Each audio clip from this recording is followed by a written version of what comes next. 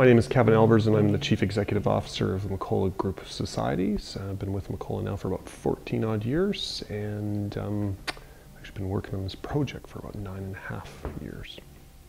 So this project is what we describe in the housing and healthcare industry assisted living, and it's designed for 50 Aboriginal elders and persons with disabilities, and provide them the types of healthcare and personal care services that they need to have to live safely and to continue living their life to their fullest potential.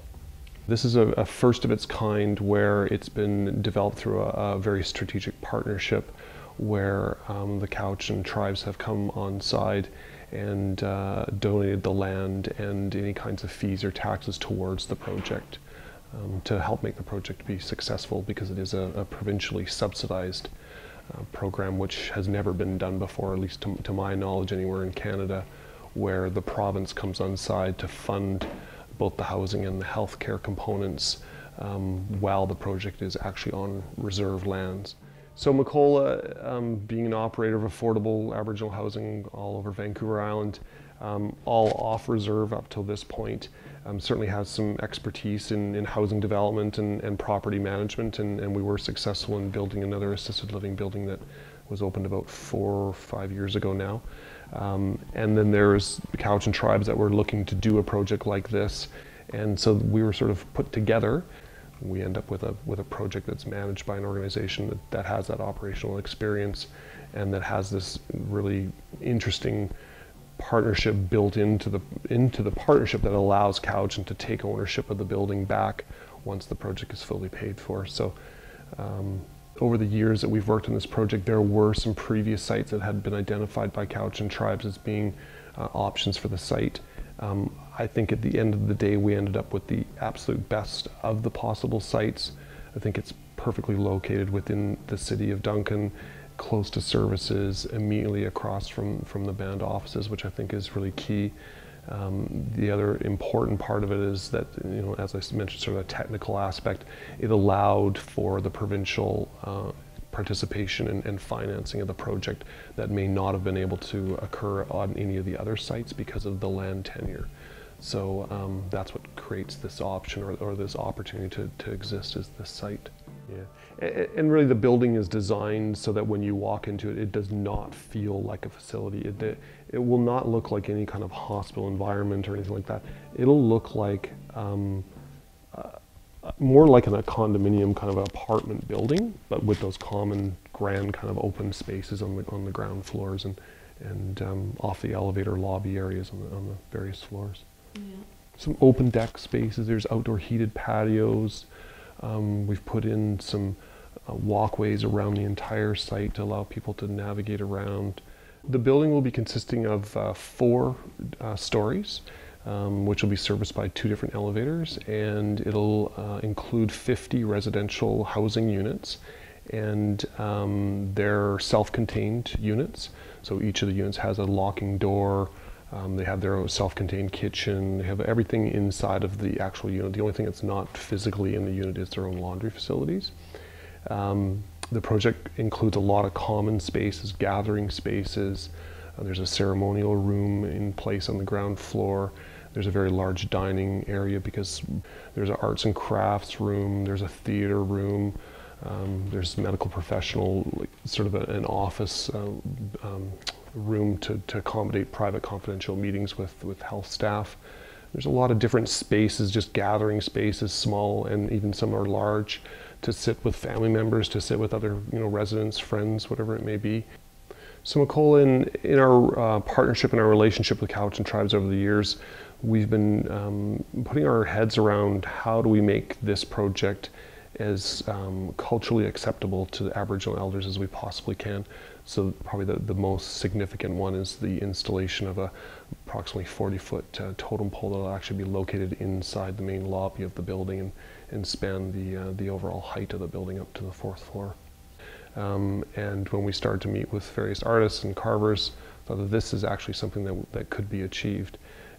So we ended up selecting Harold Joe as the carver for the totem pole, and we hunted for quite some time looking for the right tree, and located that, and when the project is complete, it'll welcome you as you walk into the building, and it'll literally welcome you as you come out of the elevator in each of the floors, and people will be able to view it from all the different floors as they go through the building. There is a story, and I think I'll defer to Harold to tell the story, because he can tell it much better than I can, but he definitely has a very enriching, celebratory kind of story about what the Totem Pole tells the people, and like I said, I'll leave it to Harold to roll that out.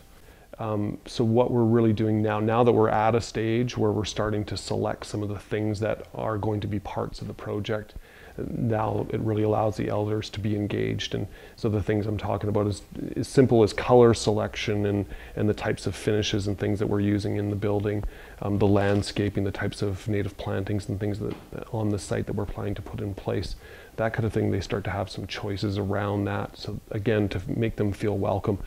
Yeah, so Philomena's been the most engaged and involved on some kind of a consistent basis, and it's difficult because the elders are stretched in so many different ways, and there's a lot of demands put on them. So we're very thankful for Philomena's contribution to this. I mean, she's been very active in our Aboriginal Enhancement Advisory Committee, and Arvit Charlie was the one that helped us with the translation of the brochure. And I think it'd be an interesting story just hearing how he had to do the translation. I ended up meeting with him once because I did the first brochure in English, obviously. I'm not blessed with the Hulkaminum dialect. Yeah. And he had to meet with me because he said, we just don't have words like this and this and this.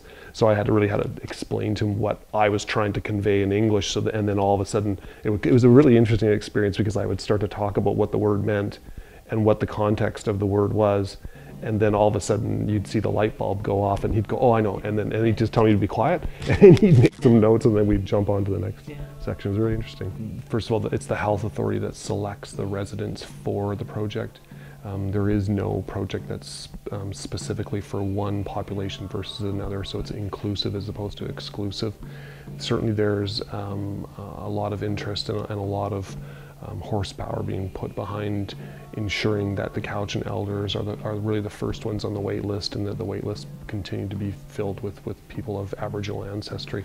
But the program is designed for both seniors and persons with disabilities, and it's really about their needs. It's not based on their age, it's based on what their health and housing needs are. That's really the true criteria. Another way of ensuring that it's embraced by the Cowichan people and Aboriginal people in general is we've just started the process of securing an elder liaison position that will be put in place probably within the next month and a half or so, and that person will be tasked with working with the elders families and their caregivers to explain the project on a one-to-one basis and also in group settings, so that people truly understand how it works and why it works and what they need to do to get onto a wait list, what living in an assisted living building looks like. It's a wonderful building. It's going to look beautiful, but you really still need to make sure that everybody understands what it's like to transition from their current living environment, receiving the current supports that they may get from their family members. Maybe there's a healthcare nurse that comes out to their home, and now they're going into what's called a cluster care environment. So they're moving into a facility that they're not used to. This is not the norm for them. So we're really trying to make sure that everybody understands how it works, and then trying to break down any kind of miscommunication or misinformation about it, so that they're going in well informed and they embrace it and they understand that it's a safe and healthy place for them to live.